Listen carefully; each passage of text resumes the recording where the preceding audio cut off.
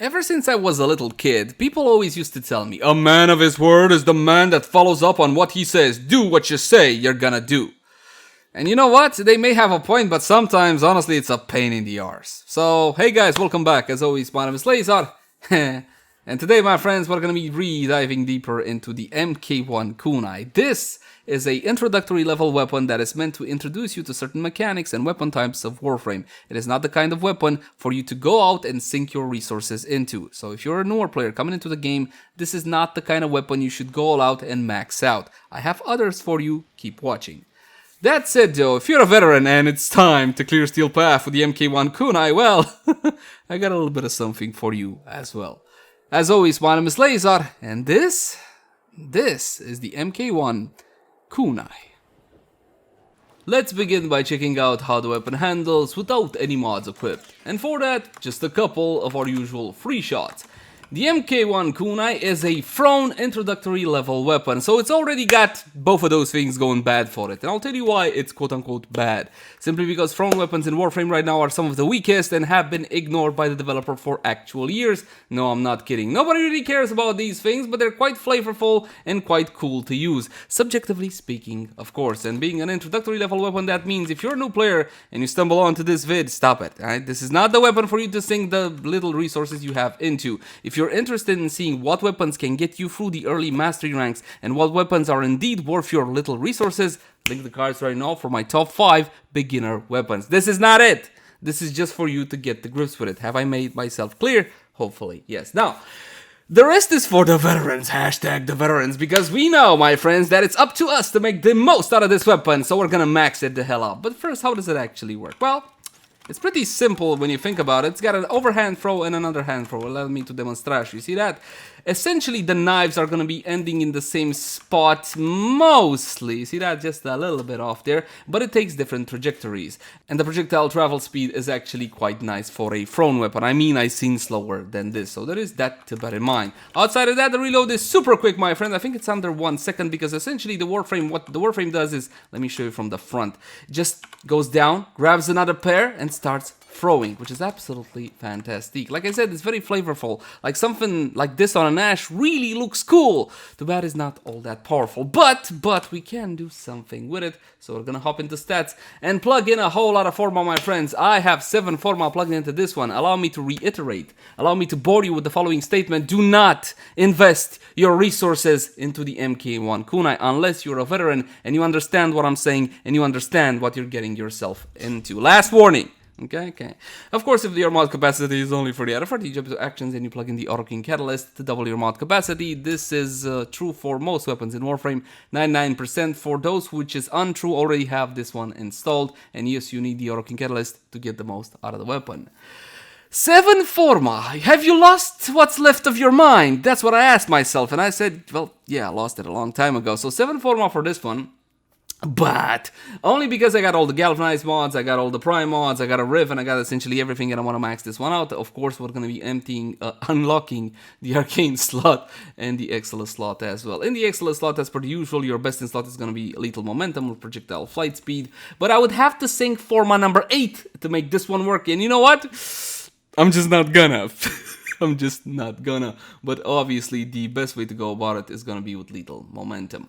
I'm not gonna show an introductory level build for this one because it's not worth it. It simply is not. But let's say that you are on the path to getting the most you can out of this weapon and you have all the resources, then have a look over here. It would look something like this. The good part about this weapon, yes, there is a good part. Stop laughing. There is an actual good part. It has Riven disposition 5 out of 5, which is absolutely freaking fantastic, which means we can leverage the full power of Rivens. If you're still new and watching along, well, in that case, my friends, keep in mind that this Riven disposition controls how big your stats are on your Rivens. These are extremely powerful mods that can make a really crappy weapon into a not so crappy weapon. So there you go. Once upon a time they had a lot more power. They lost some of their impact on the game simply because a lot of people were putting too much value on these when it comes to platinum prices.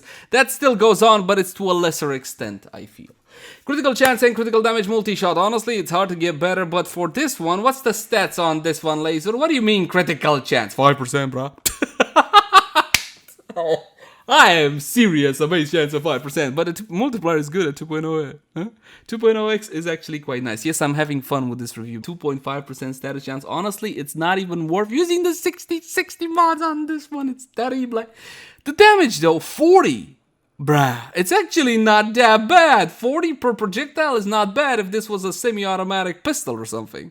As it stands, puncture is going to be the highest, which means extra damage to heavily armored targets. I do believe that the modifier is up to 75%. For ferrite armor is 50%.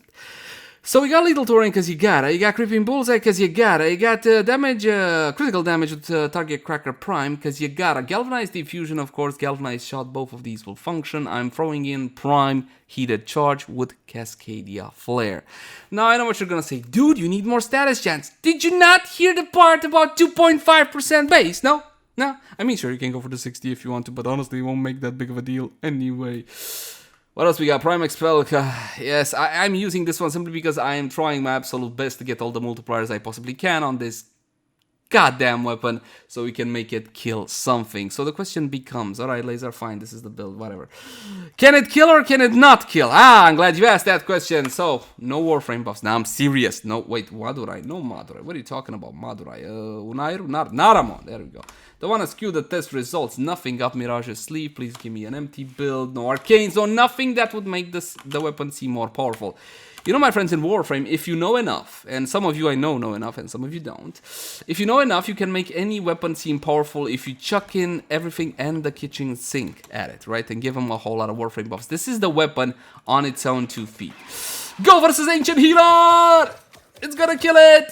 Today, hold on, it's gonna kill it! Hey, what did I tell you? The honest truth is that this being a galvanized setup, you're gonna have to get a couple of kills in order for the weapon to gain a little bit of power. But honestly, an MK1 killing level 120s, even infested as it is, even infested to me, is pretty significant. Now what if I try Corrupted Heavy Goon level 120? Oh, well, this is gonna be a... Hey, I got proc! I got proc, mama. Oh, look at that proc. I killed the Corrupted Heavy Goon level 120 with the MK1 Kunai. Granted, it took like, what, 1.5 magazines or something of the sort. So it's definitely not gonna be the most streamlined of experience. But my friends, this tells me something. I am getting some procs, yes? My issue here is that I just need a little bit more to make this weapon into a true quote-unquote monster. And for that, I'm gonna need the help of some Warframe buffs. Corrosive Projection, Arcane Precision for more flat damage, and Arcane Avenger. We're gonna be unpausing the target so they can hit me and I can get my buffs. And of course the Panzerwulpaphyla will be with me as well. The Panzerwulpaphyla granting me those Miami viral procs, which will make it easier for me to kill off my targets. We're gonna activate Mirage's Empower ability and her free ability for an absolutely massive Eclipse buffs. And one more time for the best animation in Warframe, ever so lovely. Oh, beautiful clones. Now let's see what the weapon... Oh my god, what just happened there?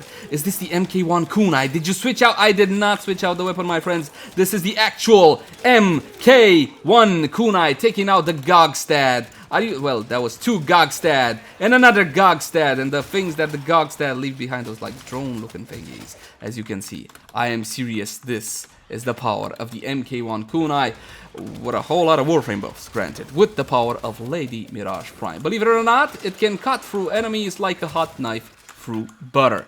That said, though, could you actually kill these targets if they were on Steel Path, because of the modifiers, the stuff, Good question, let's see. Welcome to the Void, my friends. Now let's see what the MK1 Kunai can do against level 100 and... what is that, 30? Yeah. 130-ish corrupted in Steel Path. Now keep in mind, this being a galvanized setup, as per usual, I'm gonna have to get a couple of kills, but even from the get-go, the weapon seems to be doing alright. Look at that! Absolutely annihilating Corpus. But I know what you're gonna say, bruh. What doesn't annihilate Corpus? And you would have a legitimate point.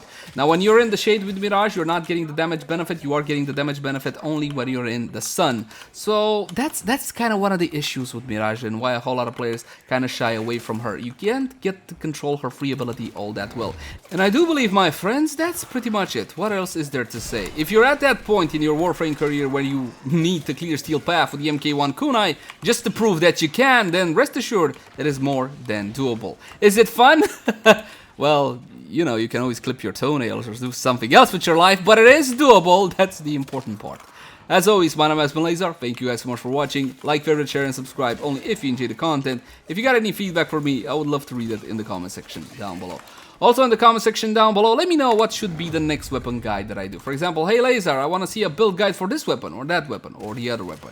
You can also catch me on Twitch, Facebook, Twitter, all the usual places. But, until next time, my friends, bye-bye.